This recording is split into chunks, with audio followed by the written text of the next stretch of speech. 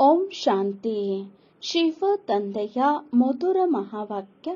ಮುರಳಿಯ ದಿನಾಂಕ 12/4/2024. ಪ್ರಾತಃ ಮುರಳಿ ಬಾಪ್ದಾದ ಮಧುಬನ. ಮಧುರ ಮಕ್ಕಳೇ, ತಂದೆಯ ಪ್ರೀತಿಯಂತೂ ಎಲ್ಲ ಮಕ್ಕಳೊಂದಿಗೆ ಇದೆ. ಆದರೆ ತಂದೆಯ ಸಲಹೆಯನ್ನು ಯಾರು ತಕ್ಷಣ ಪಾಲಿಸುತ್ತಾರೆಯೋ ಅವರ ಆಕರ್ಷಣೆಯಾಗುತ್ತದೆ. ಗುಣವಂತ ಮಕ್ಕಳು ಪ್ರೀತಿಯನ್ನು ಸೆಳೆಯುತ್ತಾರೆ. ಮಧುರ ಮಕ್ಕಳೇ, ತಂದೆಯ ಪ್ರೀತಿಯಂತೂ ಎಲ್ಲ ಮಕ್ಕಳೊಂದಿಗೆ ಇದೆ. ಆದರೆ ತಂದೆಯ ಸಲಹೆಯನ್ನು ಯಾರು ತಕ್ಷಣ ಪಾಲಿಸುತ್ತಾರೆಯೋ ಅವರ ಆಕರ್ಷಣೆಯಾಗುತ್ತದೆ. ಗುಣವಂತ ಮಕ್ಕಳು ಪ್ರೀತಿಯನ್ನು ಸೆಳೆಯುತ್ತಾರೆ. ಪ್ರಶ್ನೆ: ತಂದೆಯು ಯಾವ ಗುತ್ತಿಗೆ ತೆಗೆದುಕೊಂಡಿದ್ದಾರೆ? ತಂದೆಯು ಯಾವ ಕಾಂಟ್ರಾಕ್ಟ್ ಅಂದರೆ ಗುತ್ತಿಗೆ ತೆಗೆದುಕೊಂಡಿದ್ದಾರೆ? ಉತ್ತರ: ಎಲ್ಲರನ್ನೂ ಹೂವನ್ನಾಗಿ ಮಾಡಿ ಹಿಂತಿರುಗಿ ಕರೆದುಕೊಂಡು ಹೋಗುವ ಕಾಂಟ್ರಾಕ್ಟ್ ಒಬ್ಬ ತಂದೆಯದ್ದಾಗಿದೆ. ತಂದೆಯಂತಹ ಕಾಂಟ್ರಾಕ್ಟರ್ ಪ್ರಪಂಚದಲ್ಲಿ ಮತ್ಯಾರೂ ಇಲ್ಲ. ಅವರೇ ಸರ್ವರ ಸದ್ಗತಿ ಮಾಡಲು ಬರುತ್ತಾರೆ. ತಂದೆಯು ಸೇವೆಯ ವಿನಃ ಇರಲಾರರು. ಅಂದಾಗ ಮಕ್ಕಳು ಸಹ ಸರ್ವೀಸ್ನ ಸಾಕ್ಷಿಯನ್ನು ಕೊಡಬೇಕು. ಕೇಳಿಯೂ ಕೇಳದಂತಿರಬಾರದು. ಓಂ ಶಾಂತಿ. ಆತ್ಮಿಕ ತಂದೆಯು ಆತ್ಮಿಕ ಮಕ್ಕಳಿಗೆ ತಿಳಿಸುತ್ತಾರೆ, ಮಕ್ಕಳೇ, ತಮ್ಮನ್ನು ಆತ್ಮನೆಂದು ತಿಳಿದು ಕುಳಿತುಕೊಳ್ಳಿ. ಇದನ್ನು ತಂದೆ ಒಬ್ಬರೇ ತಿಳಿಸುತ್ತಾರೆ. ಮತ್ಯಾವುದೇ ಮನುಷ್ಯರು ಯಾರಿಗೂ ತಿಳಿಸಲು ಸಾಧ್ಯವಿಲ್ಲ. ತಮ್ಮನ್ನು ಆತ್ಮನೆಂದು ತಿಳಿಯಿರಿ ಎಂಬುದನ್ನು 5000 ವರ್ಷಗಳ ನಂತರ ತಂದೆಯೇ ಬಂದು ಕಲಿಸುತ್ತಾರೆ. ಇದನ್ನು ನೀವು ಮಕ್ಕಳು ತಿಳಿದಿದ್ದೀರಿ. ಇದು ಪುರುಷೋತ್ತಮ ಸಂಗಮ ಯುಗ ಎಂದು ಯಾರಿಗೂ ಗೊತ್ತಿಲ್ಲ. ನಾವು ಪುರುಷೋತ್ತಮ ಸಂಗಮ ಯುಗದಲ್ಲಿ ಇದ್ದೇವೆ ಎಂದೂ ಸಹ ತಾವು ಮಕ್ಕಳಿಗೆ ನೆನಪಿರಲಿ. ಇದು ಸಹ ಮನ್ಮನಾಭವ ಆಗಿದೆ. ನನ್ನನ್ನು ನೆನಪು ಮಾಡಿ, ಏಕೆಂದರೆ ಈಗ ಹಿಂತಿರುಗಿ ಹೋಗಬೇಕಾಗಿದೆ ಎಂದು ತಂದೆಯು ತಿಳಿಸುತ್ತಾರೆ. 84 ಜನ್ಮಗಳು ಈಗ ಪೂರ್ಣ ಆಗಿದೆ. ಈಗ ಸತೋಪ್ರಧಾನರಾಗಿ ಹಿಂತಿರುಗಿ ಹೋಗಬೇಕಾಗಿದೆ. ಕೆಲವರಂತೂ ಸ್ವಲ್ಪವೂ ನೆನಪು ಮಾಡುವುದಿಲ್ಲ. ತಂದೆಯು ಪ್ರತಿಯೊಬ್ಬರ ಪುರುಷಾರ್ಥವನ್ನು ಚೆನ್ನಾಗಿ ಅರಿತಿದ್ದಾರೆ. ಅದರಲ್ಲಿಯೂ ವಿಶೇಷವಾಗಿ ಇಲ್ಲಿನವರು ಇರಬಹುದು ಅಥವಾ ಹೊರಗಿನವರು ಇರಬಹುದು. ತಂದೆಗೆ ಗೊತ್ತಿದೆ, ಭಲೆ ಇಲ್ಲಿ ಕುಳಿತು ನೋಡುತ್ತೇನೆ. ಆದರೆ ಯಾರು ಮಧುರಾತಿ ಮಧುರ ಸೇವಾದಾರಿ ಮಕ್ಕಳಿದ್ದಾರೆಯೋ ಅವರನ್ನು ನೆನಪು ಮಾಡುತ್ತೇನೆ. ಇವರು ಯಾವ ಪ್ರಕಾರದ ಹೂವಾಗಿದ್ದಾರೆ, ಇವರಲ್ಲಿ ಯಾವ ಯಾವ ಗುಣಗಳಿವೆ ಎಂದು ಅವರನ್ನೇ ನೋಡುತ್ತೇವೆ. ಕೆಲವರು ಯಾವುದೇ ಗುಣ ಇಲ್ಲದೆ ಇರುವವರೂ ಸಹ ಇದ್ದಾರೆ. ಇಂತಹವರನ್ನು ತಂದೆಯು ಏನು ಮಾಡುತ್ತಾರೆ? ತಂದೆಯಂತೂ ಚುಂಬಕ ಪವಿತ್ರ ಆತ್ಮ ಆಗಿದ್ದಾರೆ. ಆದ್ದರಿಂದ ಅವಶ್ಯ ಆಕರ್ಷಣೆ ಮಾಡುತ್ತಾರೆ. ಆದರೆ ತಂದೆಗೆ ತಿಳಿದೇ ಇರುತ್ತದೆ. ತಂದೆಯು ತಮ್ಮ ಪೂರ್ಣ ಚಾರ್ಟ್ ಅನ್ನು ತಿಳಿಸುತ್ತಾರೆಂದರೆ ಮಕ್ಕಳೂ ಸಹ ತಿಳಿಸಬೇಕು. ನಾನು ನಿಮ್ಮನ್ನು ವಿಶ್ವಕ್ಕೆ ಮಾಲೀಕರನ್ನಾಗಿ ಮಾಡಲು ಬಂದಿದ್ದೇನೆ. ಯಾರು ಎಂತಹ ಪುರುಷಾರ್ಥ ಮಾಡುತ್ತಾರೋ ಹಾಗೆ ಪಡೆದುಕೊಳ್ಳುತ್ತಾರೆ. ಏನೇನು ಪುರುಷಾರ್ಥ ಮಾಡುತ್ತಾರೆ ಎಂಬುದು ಸಹ ತಿಳಿಯಬೇಕು. ತಂದೆಯು ಬರೆಯುತ್ತಾರೆ, ಎಲ್ಲರ ವೃತ್ತಿಯನ್ನು ಬರೆದು ಕಳುಹಿಸಿ ಅಥವಾ ಅವರಿಂದ ಬರೆಯಿಸಿ ಕಳುಹಿಸಿ. ಯಾರು ಸ್ಫೂರ್ತಿಯುಳ್ಳ ಬಹಳ ಬುದ್ಧಿವಂತ ಬ್ರಾಹ್ಮಣಿಯಾಗಿರುತ್ತಾರೆಯೋ ಅವರು ಏನು ವ್ಯವಹಾರ ಮಾಡುತ್ತಾರೆ, ಎಷ್ಟು ಸಂಪಾದನೆ ಇದೆ ಎಂದು ಎಲ್ಲವನ್ನೂ ಬರೆದು ಕಳುಹಿಸುತ್ತಾರೆ. ತಂದೆಯು ತನ್ನ ಪೂರ್ಣ ಪರಿಚಯವನ್ನು ತಿಳಿಸುತ್ತಾರೆ ಮತ್ತು ಸೃಷ್ಟಿಯ ಆದಿ ಮಧ್ಯ ಅಂತ್ಯದ ಜ್ಞಾನವನ್ನು ತಿಳಿಸುತ್ತಾರೆ. ಎಲ್ಲರ ಸ್ಥಿತಿಯನ್ನು ತಿಳಿದಿದ್ದಾರೆ ಭಿನ್ನ ಭಿನ್ನ ಹೂಗಳಿದ್ದಾರಲ್ಲವೇ, ಒಂದೊಂದು ಹೂವನ್ನು ತೋರಿಸಿ ನೋಡಿ ಎಷ್ಟು ಸುಗಂಧವಿದೆ. ಪೂರ್ಣ ಅರಳಿದಾಗ ಎಷ್ಟು ಸುಂದರವಾಗಿ ಶೋಭಿಸುತ್ತದೆ. ನೀವು ಸಹ ಈ ಲಕ್ಷ್ಮೀನಾರಾಯಣರಂತೆ ಯೋಗ್ಯರಾಗಿ ಬಿಡುತ್ತೀರಿ. ಅಂದಾಗ ತಂದೆಯೂ ನಿಮ್ಮನ್ನು ನೋಡುತ್ತಿರುತ್ತಾರೆ. ಎಲ್ಲರಿಗೆ ಸಕಾಶವನ್ನು ಕೊಡುತ್ತಾರೆಂದಲ್ಲ, ಯಾರು ಹೇಗಿರುವರೋ ಹಾಗೆಯೇ ಆಕರ್ಷಣೆ ಮಾಡುತ್ತಾರೆ. ಯಾರಲ್ಲಿ ಯಾವುದೇ ಗುಣವಿಲ್ಲವೋ ಅವರೇನು ಆಕರ್ಷಣೆ ಮಾಡುತ್ತಾರೆ. ಇಂತಹವರು ಅಲ್ಲಿಗೆ ಹೋಗಿ ಅತಿ ಕಡಿಮೆ ಪದವಿಯನ್ನು ಪಡೆಯುತ್ತಾರೆ. ತಂದೆಯು ಪ್ರತಿಯೊಬ್ಬರ ಗುಣಗಳನ್ನು ನೋಡುತ್ತಾರೆ ಮತ್ತು ಪ್ರೀತಿಯನ್ನು ಮಾಡುತ್ತಾರೆ. ಪ್ರೀತಿಯಲ್ಲಿ ನಯನಗಳು ತೊಯ್ದು ಬಿಡುತ್ತವೆ. ಈ ಸೇವಾದಾರಿಗಳು ಎಷ್ಟೊಂದು ಸೇವೆ ಮಾಡುತ್ತಾರೆ. ಇವರಿಗೆ ಸೇವೆ ಮಾಡದೆ ವಿಶ್ರಾಂತಿ ಎನಿಸುವುದೇ ಇಲ್ಲ. ಕೆಲವರಂತೂ ಸೇವೆಯನ್ನು ಮಾಡುವುದು ತಿಳಿದುಕೊಂಡೇ ಇಲ್ಲ. ಯೋಗದಲ್ಲಿ ಕುಳಿತುಕೊಳ್ಳುವುದಿಲ್ಲ, ಜ್ಞಾನದ ಭಾವನೆ ಇಲ್ಲ. ಇಂತಹವರು ಏನು ಪದವಿಯನ್ನು ಪಡೆಯುತ್ತಾರೆ ಎಂದು ತಂದೆಯು ತಿಳಿಸುತ್ತಾರೆ. ಯಾರನ್ನು ಮುಚ್ಚಿಡಲು ಸಾಧ್ಯವಿಲ್ಲ. ಯಾರು ಒಳ್ಳೆ ಬುದ್ಧಿವಂತರಿದ್ದಾರೆಯೋ, ಸೇವಾ ಕೇಂದ್ರ ಸಂಭಾಲನೆ ಮಾಡುತ್ತಾರೋ ಅವರು ಒಬ್ಬೊಬ್ಬರ ಲೆಕ್ಕಾಚಾರವನ್ನು ಕಳುಹಿಸಬೇಕು. ಆಗ ಇವರು ಎಲ್ಲಿಯವರೆಗೆ ಪುರುಷಾರ್ಥಿಗಳಾಗಿದ್ದಾರೆ ಎಂದು ತಂದೆಯು ತಿಳಿದುಕೊಳ್ಳುವರು. ತಂದೆಯಂತೂ ಜ್ಞಾನ ಸಾಗರನಾಗಿದ್ದಾರೆ. ಮಕ್ಕಳಿಗೆ ಜ್ಞಾನವನ್ನು ಕೊಡುತ್ತಾರೆ. ಯಾರು ಎಷ್ಟು ಜ್ಞಾನವನ್ನು ಪಡೆಯುತ್ತಾರೆ, ಗುಣವಂತರಾಗುತ್ತಾರೆ ಎಂಬುದು ಬಹುಬೇಗನೆ ತಿಳಿಯುತ್ತದೆ. ತಂದೆಯ ಪ್ರೀತಿ ಎಲ್ಲರ ಮೇಲಿದೆ. ಇದರ ಮೇಲೆ ಒಂದು ಗೀತೆ ಇದೆ. ಮುಳ್ಳುಗಳೊಂದಿಗೆ ನಿಮ್ಮ ಪ್ರೀತಿ ಇದೆ, ಹೂಗಳೊಂದಿಗೆ ನಿಮ್ಮ ಪ್ರೀತಿ ಇದೆ. ನಂಬರ್ ವಾರಂತೂ ಇದ್ದೇ ಇದ್ದಾರೆ. ಅಂದ ಮೇಲೆ ತಂದೆಯ ಜೊತೆ ಎಷ್ಟು ಒಳ್ಳೆಯ ಪ್ರೀತಿ ಇರಬೇಕು.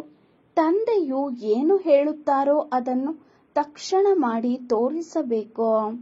ಆಗ ತಂದೆಯ ಜೊತೆ ಪ್ರೀತಿ ಇದೆ ಎಂದು ತಂದೆಯು ತಿಳಿಯುತ್ತಾರೆ. ಅವರಿಗೆ ಆಕರ್ಷಣೆ ಆಗುತ್ತದೆ. ತಂದೆಯಲ್ಲಿ ಇಂತಹ ಆಕರ್ಷಣೆ ಇದೆ.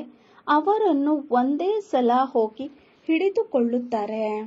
ಆದರೆ ಎಲ್ಲಿಯವರೆಗೂ ತುಕ್ಕು ಬಿಟ್ಟು ಹೋಗುವುದಿಲ್ಲವೋ ಅಲ್ಲಿಯವರೆಗೆ ಆಕರ್ಷಣೆಯೂ ಆಗುವುದಿಲ್ಲ. ಒಬ್ಬೊಬ್ಬರನ್ನು ನೋಡುತ್ತೇನೆಂದು ತಂದೆಯು ಹೇಳುತ್ತಾರೆ. ತಂದೆಗೆ ಸೇವಾದಾರಿ ಮಕ್ಕಳು ಬೇಕು. ತಂದೆಯಂತೂ ಸೇವೆಗಾಗಿಯೇ ಬರುತ್ತಾರೆ. ಪತಿತರನ್ನು ಪಾವನರನ್ನಾಗಿ ಮಾಡುತ್ತಾರೆ. ಇದು ನಿಮಗೆ ಗೊತ್ತಿದೆ. ಆದರೆ ಪ್ರಪಂಚದವರು ತಿಳಿದುಕೊಂಡಿಲ್ಲ. ಏಕೆಂದರೆ ಈಗ ನೀವು ಕೆಲವರೇ ಇದ್ದೀರಿ. ಎಲ್ಲಿಯವರೆಗೆ ಯೋಗವಿರುವುದಿಲ್ಲವೋ ಅಲ್ಲಿಯವರೆಗೆ ಆಕರ್ಷಣೆಯೂ ಆಗುವುದಿಲ್ಲ. ಆ ಪರಿಶ್ರಮವನ್ನು ಕೆಲವರೇ ಮಾಡುತ್ತಾರೆ. ಯಾವುದಾದರೊಂದು ಮಾತಿನಲ್ಲಿ ಸಿಕ್ಕಿ ಹಾಕಿಕೊಳ್ಳುತ್ತಾರೆ. ಇದು ಏನು ಕೇಳಿದರೆ ಅದನ್ನು ಸತ್ಯವೆನ್ನುವ ಆ ಸತ್ಸಂಗ ಅಲ್ಲ. ಸರ್ವಶಾಸ್ತ್ರಮಯಿ ಶಿರೋಮಣಿ ಒಂದು ಗೀತೆಯಾಗಿದೆ. ಗೀತೆಯಲ್ಲಿಯೇ ರಾಜಯೋಗವಿದೆ. ವಿಶ್ವದ ಮಾಲೀಕರು ತಂದೆಯೇ ಆಗಿದ್ದಾರೆ.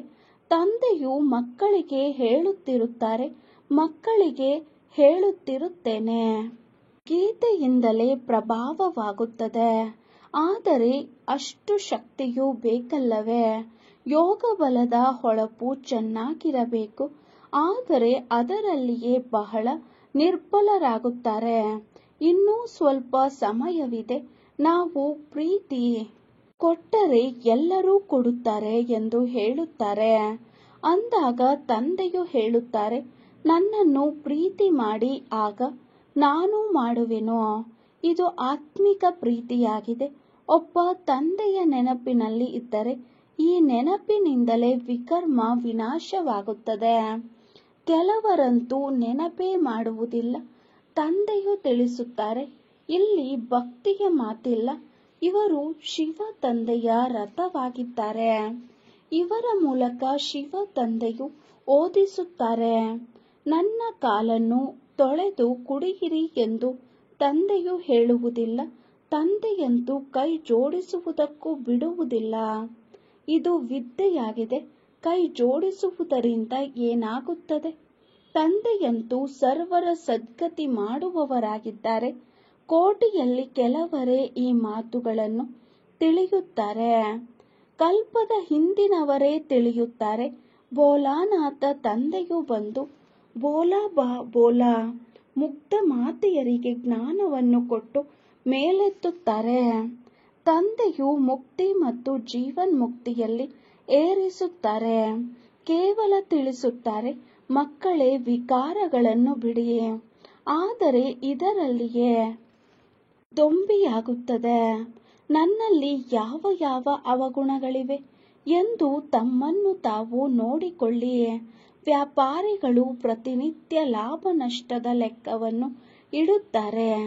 ತಾವೂ ಸಹ ಲೆಕ್ಕವನ್ನಿಡಿ. ಎಷ್ಟು ಸಮಯ ಅತಿ ಪ್ರಿಯ ತಂದೆ ಯಾರು ತಮ್ಮನ್ನು ವಿಶ್ವದ ಮಾಲೀಕರನ್ನಾಗಿ ಮಾಡುತ್ತಾರೆ ಅವರನ್ನು ನೆನಪು ಮಾಡಿದ್ದೇವೆಯೇ? ನೋಡಿಕೊಂಡಾಗ ಕಡಿಮೆ ನೆನಪು ಮಾಡಿದರೆ ನಾವು ಇಂತಹ ತಂದೆಯನ್ನು ನೆನಪೇ ಮಾಡಲಿಲ್ಲವೆಂದು ನಾಚಿಕೆಯಾಗುತ್ತದೆ.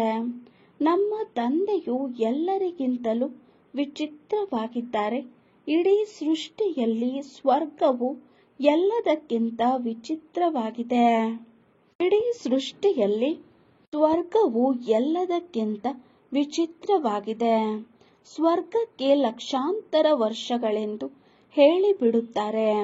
ಆದರೆ ನೀವು 5000 ವರ್ಷಗಳೆಂದು ಹೇಳುತ್ತೀರಿ. ಎಷ್ಟೊಂದು ರಾತ್ರಿ ಹಗಲಿನ ವ್ಯತ್ಯಾಸವಿದೆ. ಯಾರು ಹಳೆಯ ಭಕ್ತರಿದ್ದಾರೋ ಅವರ ಮೇಲೆ ತಂದೆಯು ಬಲಿಹಾರಿ ಆಗುತ್ತಾರೆ. ಹೆಚ್ಚಿನ ಭಕ್ತಿಯನ್ನು ಮಾಡಿದ್ದಾರಲ್ಲವೇ? ಬ್ರಹ್ಮ ತಂದೆ ಈ ಜನ್ಮದಲ್ಲಿಯೋ ಗೀತೆಯನ್ನು ಓದುತ್ತಿದ್ದರು ಮತ್ತು ಲಕ್ಷ್ಮೀನಾರಾಯಣರ ಚಿತ್ರವನ್ನು ಇಟ್ಟುಕೊಳ್ಳುತ್ತಿದ್ದರು. ಲಕ್ಷ್ಮಿಯನ್ನು ದಾಸತ್ವದಿಂದ ಮುಕ್ತಿ ಮಾಡಿಬಿಟ್ಟರೆ ಎಷ್ಟು ಖುಷಿ ಇರುತ್ತದೆ. ಹೇಗೆ ನಾವು ಈ ಶರೀರವನ್ನು ಬಿಟ್ಟು ಇನ್ನೊಂದು ಶರೀರವನ್ನು ಪಡೆಯುತ್ತೇವೆ. ನಾನು ಹೋಗಿ ಸುಂದರ ರಾಜಕುಮಾರನಾಗುತ್ತೇನೆ ಎಂದು ಬ್ರಹ್ಮ ತಂದೆಗೂ ಸಹ ಖುಷಿ ಇರುತ್ತದೆ. ಪುರುಷಾರ್ಥವನ್ನು ಸಹ ಮಾಡಿಸುತ್ತಿರುತ್ತಾರೆ. ಸುಮ್ಮನೆ ಹೇಗಾಗುತ್ತಾರೆ? ನೀವು ಸಹ ತಂದೆಯನ್ನು ಚೆನ್ನಾಗಿ ನೆನಪು ಮಾಡುತ್ತೀರೆಂದರೆ ಸ್ವರ್ಗದ ಆಸ್ತಿಯನ್ನು ಪಡೆಯುತ್ತೀರಿ. ಕೆಲವರು ಓದುವುದೇ ಇಲ್ಲ. ದೈವಿ ಗುಣಗಳನ್ನು ಸಹ ಧಾರಣೆ ಮಾಡುವುದಿಲ್ಲ. ಚಾರ್ಟನ್ನೇ ಇಡುವುದಿಲ್ಲ. ಯಾರು ಶ್ರೇಷ್ಠರಾಗಬೇಕು ಅವರೇ ಸದಾ ಚಾರ್ಟನ್ನು ಇಡುತ್ತಾರೆ. ಇಲ್ಲವೆಂದರೆ ಕೇವಲ ಶೋ ಮಾಡುತ್ತಾರೆ. 15-20 ದಿನಗಳ ನಂತರ ಬರೆಯುವುದನ್ನು ಬಿಟ್ಟು ಬಿಡುತ್ತಾರೆ. ಇಲ್ಲಂತೂ ಪರೀಕ್ಷೆಗಳೆಲ್ಲವೂ ಗುಪ್ತವಾಗಿದೆ. ಪ್ರತಿಯೊಬ್ಬರ ವಿದ್ಯಾರ್ಹತೆಯನ್ನು ತಂದೆಯು ತಿಳಿದಿದ್ದಾರೆ. ತಂದೆ ಹೇಳಿದ್ದನ್ನು ತಕ್ಷಣ ಪಾಲಿಸಿದರು. ಆಜ್ಞಾಕಾರಿ ಪ್ರಾಮಾಣಿಕರು ಎಂದು ಹೇಳುತ್ತಾರೆ. ಈಗ ಮಕ್ಕಳು ಬಹಳ ಕೆಲಸ ಮಾಡಬೇಕು ಎಂದು ತಂದೆಯು ಹೇಳುತ್ತಾರೆ. ಎಷ್ಟು ಒಳ್ಳೊಳ್ಳೆಯ ಮಕ್ಕಳು ಸಹ ವಿಚ್ಛೇದನವನ್ನು ಕೊಟ್ಟು ಹೊರಟು ಹೋಗುತ್ತಾರೆ. ಬ್ರಹ್ಮ ತಂದೆಯವರು ಎಂದೂ ವಿಚ್ಛೇದನವನ್ನು ಕೊಡುವುದಿಲ್ಲ. ಇವರಂತೂ ನಾಟಕದ ಅನುಸಾರ ದೊಡ್ಡ ಕಾಂಟ್ರಾಕ್ಟ್ ಅನ್ನು ತೆಗೆದುಕೊಳ್ಳುವುದಕ್ಕಾಗಿಯೇ ಬಂದಿದ್ದಾರೆ. ನಾನು ಎಲ್ಲರಿಗಿಂತ ದೊಡ್ಡ ಕಾಂಟ್ರಾಕ್ಟರ್ ಆಗಿದ್ದೇನೆ. ಎಲ್ಲರನ್ನೂ ಹೂಗಳನ್ನಾಗಿ ಮಾಡಿ ಹಿಂತಿರುಗಿ ಕರೆದುಕೊಂಡು ಹೋಗುತ್ತೇನೆ. ಪತಿತರನ್ನು ಪಾವನರನ್ನಾಗಿ ಮಾಡುವ ಕಾಂಟ್ರಾಕ್ಟರ್ ಒಬ್ಬರೇ ಆಗಿದ್ದಾರೆ ಎಂದು ನೀವು ಮಕ್ಕಳಿಗೆ ಗೊತ್ತಿದೆ. ಅವರು ನಿಮ್ಮ ಮುಂದೆ ಕುಳಿತಿದ್ದಾರೆ. ಕೆಲವರಿಗೆ ಎಷ್ಟು ನಿಶ್ಚಯವಿದೆ, ಕೆಲವರಿಗೆ ಇಲ್ಲವೇ ಇಲ್ಲ. ಇಂದು ಇಲ್ಲಿದ್ದಾರೆ, ನಾಳೆ ಹೊರಟೇ ಹೋಗುತ್ತಾರೆ. ಚಲನೆಯೇ ಆಗಿದೆ. ನಾವು ತಂದೆಯ ಬಳಿ ಇದ್ದು ತಂದೆಗೆ ಮಕ್ಕಳಾಗಿಯೋ ಏನು ಮಾಡುತ್ತಿದ್ದೇವೆ ಎಂದು ಆಂತರ್ಯದಲ್ಲಿ ಅವಶ್ಯಕವಾಗಿ ತಿನ್ನುತ್ತದೆ. ಏನೂ ಸೇವೆ ಮಾಡದಿದ್ದರೆ ಸಿಗುವುದಾದರೂ ಏನು? ಚರಿತ್ರೆಯಂತೂ ಚೆನ್ನಾಗಿರಬೇಕು. ಬಾಕಿ ಓಡಿಸುವುದು ಮಾಡುವುದು ಇದು ಯಾವುದೂ ಚರಿತ್ರೆ ಅಲ್ಲ. ಸರ್ವರ ಸದ್ಗತಿ ಮಾಡುವವರು ಒಬ್ಬ ತಂದೆಯೇ ಆಗಿದ್ದಾರೆ. ಅವರು ಕಲ್ಪ ಕಲ್ಪವೂ ಬಂದು ಸ್ವರ್ಗದ ಸ್ಥಾಪನೆ ಮಾಡುತ್ತಾರೆ. ಲಕ್ಷಾಂತರ ವರ್ಷಗಳ ಮಾತೇ ಇಲ್ಲ. ಅಂದ ಮೇಲೆ ಮಕ್ಕಳು ಕೆಟ್ಟ ಅಭ್ಯಾಸಗಳನ್ನು ಬಿಡಬೇಕು. ಇಲ್ಲವೆಂದರೆ ಪದವಿ ಏನು ಸಿಗುತ್ತದೆ? ಪ್ರಿಯತಮನೂ ಸಹ ಗುಣವನ್ನು ನೋಡಿ ಬಲಿಹಾರಿ ಆಗುತ್ತಾರಲ್ಲವೇ? ಯಾರು ಅವರ ಸೇವೆ ಮಾಡುತ್ತಾರೆಯೋ ಅವರಿಗೆ ಬಲಿಹಾರಿ ಆಗುತ್ತಾರೆ. ಯಾರು ಸೇವೆ ಮಾಡುವುದಿಲ್ಲವೋ ಅವರೇನು ಕೆಲಸಕ್ಕೆ ಬರುತ್ತಾರೆ? ಈ ಮಾತುಗಳು ಬಹಳ ತಿಳಿದುಕೊಳ್ಳುವಂತದ್ದಾಗಿದೆ. ನೀವು ಮಹಾನ್ ಭಾಗ್ಯಶಾಲಿಗಳಾಗಿದ್ದೀರಿ ಎಂದು ತಂದೆಯು ತಿಳಿಸುತ್ತಾರೆ. ನಿಮ್ಮಂತಹ ಭಾಗ್ಯಶಾಲಿಗಳು ಬೇರೆ ಯಾರೂ ಇಲ್ಲ. ಭಲೆ ನೀವು ಸ್ವರ್ಗದಲ್ಲಿ ಹೋಗುತ್ತೀರಿ, ಆದರೂ ಸಹ ಶ್ರೇಷ್ಠ ಪ್ರಾರಬ್ಧವನ್ನು ಮಾಡಿಕೊಳ್ಳಬೇಕು. ಕಲ್ಪ ಕಲ್ಪಾಂತರದ ಮಾತಾಗಿದೆ. ಪದವಿ ಕಡಿಮೆಯಾಗಿ ಬಿಡುತ್ತದೆ. ಏನು ಸಿಕ್ಕಿದರೆ ಅದೇ ಒಳ್ಳೆಯದು ಎಂದು ಖುಷಿ ಆಗಿಬಿಡಬಾರದು. ಬಹಳ ಒಳ್ಳೆಯ ಪುರುಷಾರ್ಥ ಮಾಡಬೇಕಾಗಿದೆ. ಎಷ್ಟು ಆತ್ಮಗಳನ್ನು ತಮ್ಮ ಸಮಾನರನ್ನಾಗಿ ಮಾಡಿದ್ದೇವೆ ಎಂದು ಸರ್ವೀಸಿನ ಪ್ರತ್ಯಕ್ಷ ಪ್ರಮಾಣವನ್ನು ಕೊಡಬೇಕು. ನಿಮ್ಮ ಪ್ರಜೆಗಳು ಎಲ್ಲಿದ್ದಾರೆ? ತಂದೆ ಶಿಕ್ಷಕ ಎಲ್ಲರಿಂದ ಪುರುಷಾರ್ಥ ಮಾಡಿಸುತ್ತಾರೆ. ಆದರೆ ಇದು ಅದೃಷ್ಟದಲ್ಲಿ ಇರಬೇಕಲ್ಲವೇ? ತಂದೆಯು ತಮ್ಮ ಶಾಂತಿಧಾಮವನ್ನು ಬಿಟ್ಟು ಪತಿತ ಪ್ರಪಂಚದಲ್ಲಿ ಪತಿತ ಶರೀರದಲ್ಲಿ ಬರುವುದು ಎಲ್ಲದಕ್ಕಿಂತ ದೊಡ್ಡ ಆಶೀರ್ವಾದ ಆಗಿದೆ. ಇಲ್ಲದಿದ್ದರೆ ನಿಮಗೆ ರಚಯಿತ ಹಾಗೂ ರಚನೆಯ ಜ್ಞಾನವನ್ನು ಯಾರು ತಿಳಿಸುತ್ತಾರೆ? ಸತ್ಯಯುಗದಲ್ಲಿ ರಾಮರಾಜ್ಯ ಮತ್ತು ಕಲಿಯುಗದಲ್ಲಿ ರಾವಣ ರಾಜ್ಯವಿದೆ ಎಂದು ಯಾರ ಬುದ್ಧಿಯಲ್ಲೂ ಕುಳಿತುಕೊಳ್ಳುವುದಿಲ್ಲ. ರಾಮರಾಜ್ಯದಲ್ಲಿ ಒಂದೇ ರಾಜ್ಯವಿತ್ತು, ರಾವಣ ರಾಜ್ಯದಲ್ಲಿ ಅನೇಕ ರಾಜ್ಯಗಳಿವೆ. ಆದ್ದರಿಂದ ನೀವು ನರಕವಾಸಿಗಳಾಗಿದ್ದೀರಾ ಅಥವಾ ಸ್ವರ್ಗವಾಸಿಗಳಾಗಿದ್ದೀರಾ ಎಂದು ಕೇಳುತ್ತೀರಿ. ಆದರೆ ನಾವು ಎಲ್ಲಿದ್ದೇವೆ ಎಂದು ಮನುಷ್ಯರು ತಿಳಿದುಕೊಂಡಿಲ್ಲ. ಇದು ಮುಳ್ಳುಗಳ ಕಾಡಾಗಿದೆ. ಸತ್ಯಯುಗವು ಹೂದೋಟವಾಗಿದೆ. ಈಗ ಮಾತಾಪಿತಾ ಅನನ್ಯ ಮಕ್ಕಳನ್ನು ಅನುಸರಿಸಿದಾಗಲೇ ಶ್ರೇಷ್ಠರಾಗುತ್ತೀರಿ. ತಂದೆಯು ಬಹಳ ತಿಳಿಸುತ್ತಾರೆ, ಆದರೂ ಸಹ ಇದನ್ನು ತಿಳಿಯುವವರೇ ತಿಳಿಯುತ್ತಾರೆ. ಕೆಲವರಂತೂ ಕೇಳಿದ ನಂತರ ಬಹಳ ಚೆನ್ನಾಗಿ ವಿಚಾರ ಸಾಗರ ಮಂಥನ ಮಾಡುತ್ತಾರೆ. ಇನ್ನೂ ಕೆಲವರು ಕೇಳಿಯೂ ಕೇಳದಂತಿರುತ್ತಾರೆ. ಎಲ್ಲಿ ಬರುತ್ತದೆ? ಎಲ್ಲಿ ನೋಡಿದರಲ್ಲಿ ಶಿವ ತಂದೆಯ ನೆನಪಿದೆಯೇ ಎಂದು ಬರೆಯಲ್ಪಟ್ಟಿದೆ. ಇದರಿಂದ ಆಸ್ತಿಯು ಅವಶ್ಯಕವಾಗಿ ನೆನಪಿಗೆ ಬರುತ್ತದೆ. ದೈವಿ ಗುಣಗಳಿದ್ದರೆ ದೇವತೆಗಳಾಗುತ್ತೀರಿ. ಒಂದು ವೇಳೆ ಕ್ರೋಧವಿದ್ದರೆ, ಆಸುರಿ ಗುಣಗಳಿದ್ದರೆ ಶ್ರೇಷ್ಠ ಪದವಿಯನ್ನು ಪಡೆಯಲು ಸಾಧ್ಯವಿಲ್ಲ. ಸತ್ಯಯುಗದಲ್ಲಿ ಯಾವುದೇ ಭೂತವಿರುವುದಿಲ್ಲ. ರಾವಣನೇ ಇಲ್ಲವೆಂದರೆ ರಾವಣನ ಭೂತಗಳು ಎಲ್ಲಿಂದ ಬರುತ್ತವೆ? ದೇಹಾಭಿಮಾನ, ಕಾಮ, ಕ್ರೋಧ ಇವು ದೊಡ್ಡ ಭೂತಗಳಾಗಿವೆ. ಇದನ್ನು ತೆಗೆಯುವ ಒಂದೇ ಉಪಾಯವಾಗಿದೆ, ತಂದೆಯ ನೆನಪು. ತಂದೆಯ ನೆನಪಿನಿಂದಲೇ ಎಲ್ಲಾ ಭೂತಗಳು ಓಡಿ ಹೋಗುತ್ತವೆ. ಒಳ್ಳೆಯದು. ಮಧುರಾತಿ ಮಧುರ ಅಗಲಿ ಮರಳಿ ಸಿಕ್ಕಿರುವಂತಹ ಮಕ್ಕಳಿಗೆ ಪ್ರೀತಿಯ ಮಾತಾಪಿತಾ ಬಾಪ್ದಾದರವರ ನೆನಪು, ಪ್ರೀತಿ ಹಾಗೂ ಸುಪ್ರಭಾತ. ಆತ್ಮೀಯ ಮಕ್ಕಳಿಗೆ ಆತ್ಮೀಯ ತಂದೆಯ ನಮಸ್ತೆ. ನಾವು ಆತ್ಮೀಯ ಮಕ್ಕಳ ಆತ್ಮೀಯ ತಂದೆಗೆ ನಮಸ್ತೆ ನಮಸ್ತೆ ನಮಸ್ತೆ. ರಾತ್ರಿಯ ತರಗತಿ. ಬಹಳ ಮಕ್ಕಳಿಗೆ ಮನಸ್ಸಾಗುತ್ತದೆ, ನಾವು ಸಹ ಅನ್ಯರನ್ನು ತಮ್ಮ ಸಮಾನ ಮಾಡಿಕೊಳ್ಳುವಂತಹ ಸೇವೆ ಮಾಡೋಣವೆಂದು, ತಮ್ಮ ಪ್ರಜೆಗಳನ್ನು ಮಾಡಿಕೊಳ್ಳೋಣವೆಂದು. ಹೇಗೆ ನಮ್ಮ ಬೇರೆ ಸಹೋದರರು ಸೇವೆ ಮಾಡುತ್ತಾರೆ, ನಾವು ಅದೇ ರೀತಿ ಮಾಡಬೇಕು ಎಂದು. ಮಾತೆಯರು ಹೆಚ್ಚಿಗೆ ಇದ್ದಾರೆ. ಕಳಸ ಕೂಡ ಎಷ್ಟು ಮಕ್ಕಳಿಗಿದ್ದಾರೆ ನೋಡುತ್ತಾರೆ. ಸರಿಯಾದ ಜವಾಬು ಕೊಡುತ್ತಾರೆಯೇ ಎಂದು. 5 ಜನ ಮಕ್ಕಳಿದ್ದಾರೆ. ಅದರಲ್ಲಿ ಶಿವಬಾಬಾ ಕೂಡ ಒಬ್ಬರಾಗಿದ್ದಾರೆ. ಕೆಲವರಂತೂ ನೆಪ ಮಾತ್ರಕ್ಕೆ ಹೇಳುತ್ತಾರೆ, ಕೆಲವರು ಸತ್ಯವಾಗಿ ಹೇಳುತ್ತಾರೆ. ಯಾರು ವಾರಿಸ್ ಮಾಡುತ್ತಾರೆ ಅವರು ವಿಜಯಮಾಲೆಯಲ್ಲಿ ಪೋಣಿಸಲ್ಪಡುತ್ತಾರೆ. ಯಾರು ಸತ್ಯ ವಾರಿಸ್ ಮಾಡುತ್ತಾರೆ ಅವರು ಖುದ್ ವಾರಿಸ್ ಆಗುತ್ತಾರೆ. ಸತ್ಯ ಹೃದಯಕ್ಕೆ ಸಾಹೇಬ ಕೂಡ ರಾಸಿಯಾಗುತ್ತಾರೆ. ಬಾಕಿ ಎಲ್ಲರೂ ಸುಮ್ಮನೆ ನೆಪ ಮಾತ್ರಕ್ಕೆ ಹೇಳುತ್ತಾರೆ. ಈ ಸಮಯದಲ್ಲಿ ಪಾರಲೌಕಿಕ ತಂದೆಯೇ ಯಾರು ಎಲ್ಲರಿಗೂ ಆಸ್ತಿ ಕೊಡುತ್ತಾರೆ, ಆದ್ದರಿಂದ ನೆನಪು ಕೂಡ ಅವರನ್ನೇ ಮಾಡುತ್ತಾರೆ.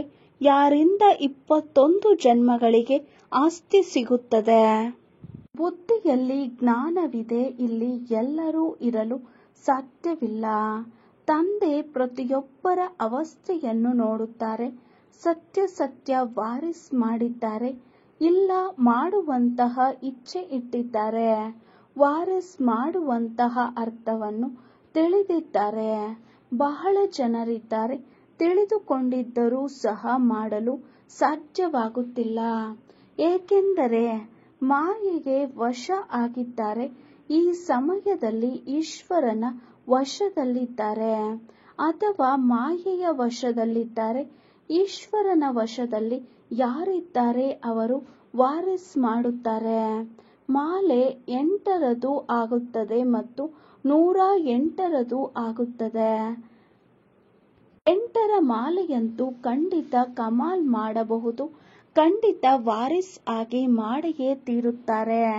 ಬಲೆ ವಾರಿಸ್ ಅನ್ನು ಮಾಡುತ್ತಾರೆ, ಆಸ್ತಿಯನ್ನಂತೂ ಪಡೆದೇ ಪಡೆಯುತ್ತಾರೆ. ಆದರೂ ಇಂತಹ ಶ್ರೇಷ್ಠ ವಾರಿಸ್ ಆಗಿ ಮಾಡುವಂತಹವರ ಕರ್ಮವು ಅದೇ ರೀತಿ ಶ್ರೇಷ್ಠವಾಗಿರುತ್ತದೆ. ಯಾವುದೇ ವಿಕರ್ಮವಾಗಬಾರದು.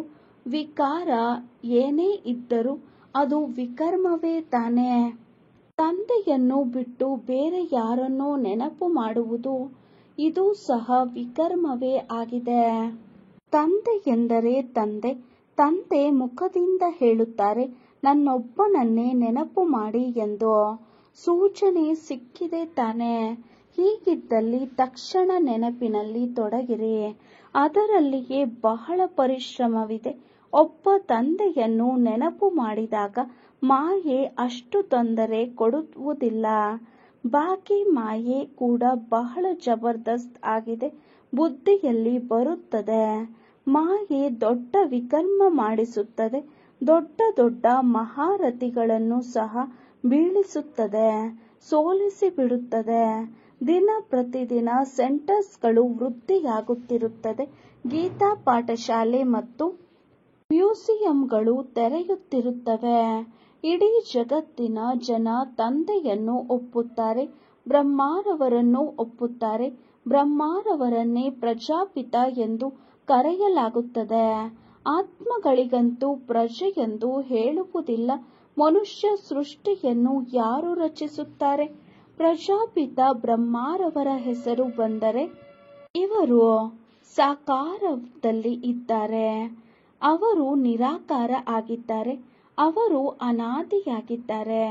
ಅವರನ್ನು ಅನಾದಿ ಎಂದು ಹೇಳಲಾಗುತ್ತದೆ. ಇಬ್ಬರ ಹೆಸರು ಬಹಳ ವಿಶೇಷವಾಗಿದೆ. ಅವರು ಆತ್ಮೀಯ ತಂದೆ, ಇವರು ಪ್ರಜಾಪಿತ. ಇಬ್ಬರು ಕುಳಿತು ನಿಮಗೆ ಓದಿಸುತ್ತಾರೆ. ಎಷ್ಟು ವಿಶೇಷವಾದರು. ಮಕ್ಕಳಿಗೆ ಎಷ್ಟು ನಶೆ ಏರಬೇಕಾಗಿದೆ, ಖುಷಿ ಎಷ್ಟಿರಬೇಕು. ಆದರೆ ಮಾಯೆ ಖುಷಿ ಮತ್ತು ನಶೆಯಲ್ಲಿರಲು ಬಿಡುವುದಿಲ್ಲ. ಹೀಗೆ ವಿದ್ಯಾರ್ಥಿಗಳು ವಿಚಾರ ಸಾಗರ ಮಂಥನ ಮಾಡುತ್ತಿದ್ದರೆ ಸೇವೆ ಕೂಡ ಮಾಡಬಹುದು, ಖುಷಿ ಕೂಡ ಇರಬಹುದು.